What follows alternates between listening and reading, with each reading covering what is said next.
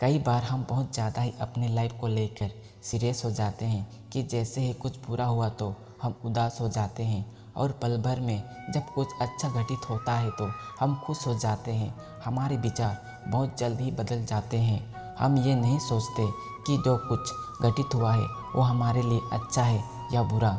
हमारे साथ घटी घटना का भविष्य में क्या प्रभाव पड़ेगा ये हमें खुद पता नहीं होता है।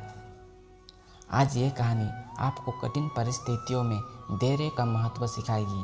किसान का धैर्य। एक समय की बात है, एक किसान था जिसके पास एक घोड़ा था। वो अपने इस घोड़े से बहुत प्यार करता था। उसे अपने घोड़े पर बहुत गर्व था, जो किसान की कमाई का जरिया भी था। अपनी इस कमाई से किसान अपने परिवार का पेट भरता था।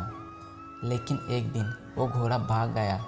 उसके भागने के बाद समाज के लोग और उस किसान के पड़ोसी उसके पास आकर उससे कहने लगे, हे भगवान, तुम्हारा घोड़ा जिस पर तुम्हें बहुत घमंड था वो तो भाग गया।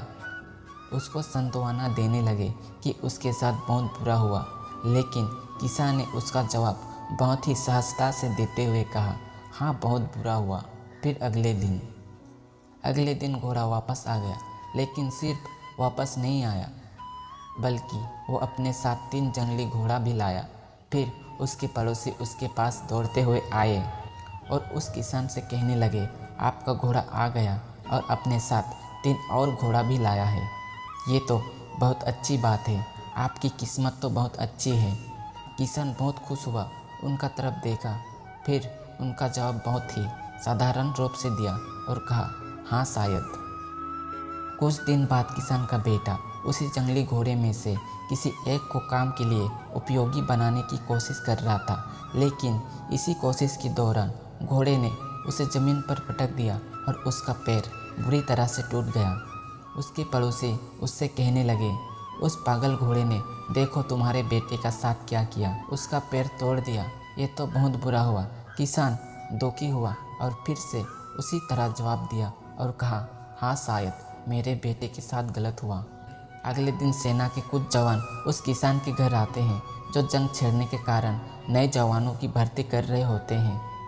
उसमें से एक जवान ने किसान के बेटे को देखा और बोला, इसका तो पैर टूटा हुआ है, हम इसे सेना में भर्ती नहीं कर सकते। और वो जवान गांव के सभी लड़कों को लेकर अपने साथ चले गए।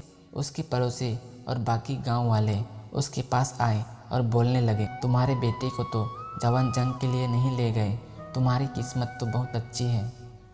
इस आखिरी बार भी किसान ने फिर से बड़ी साहसता से कहा, हाँ, शायद। इस कहानी से हमें ये प्रेरणा मिलती है कि हमारे लिए चीज़ों को नकारात्मक ढंग से सोचने में ज़रा भी समय नहीं लगता।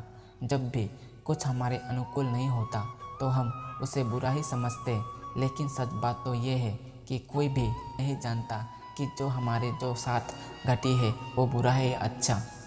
इस कहानी में भी किसान के भाव में परिवर्तन परिस्थितियों के कारण होता है। बुरी परिस्थितियों में वो नकारात्मक हो जाता है और अच्छी परिस्थितियों में वो सकारात्मक। इन नकारात्मक और सकारात्मक परिस्थितियों के बीच समय में धैर्य रखना बहुत ज़रूरी होता है।